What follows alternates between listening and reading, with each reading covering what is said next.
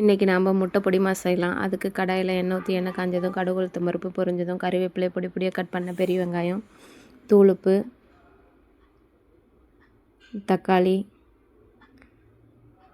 மஞ்சத்தூள், கரம் மசாலா, சிக்கன் மசாலா, இஞ்சி பூண்டு பேஸ்ட்டு போட்டதை எடுக்கலாம், நீங்கள் போட்டுக்கோங்க.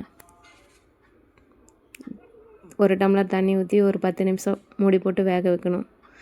தக்காளி வேகிறதுக்குள்ளே ஒரு பவுலில் 5-6 முட்டையை உடச்சி ஊற்றி முட்டைக்கு தேவையான உப்பு, பெப்பர், மிளகாய்த்தூள் போட்டு முட்டையை அடித்து எடுத்து வச்சுக்கணும். இந்த பக்கம் ஒரு பேனில் எண்ணெய் ஊற்றி எண்ணெய் காஞ்சதும் அடித்த முட்டையை போட்டு நல்லா வறுத்து எடுத்துக்கணும்.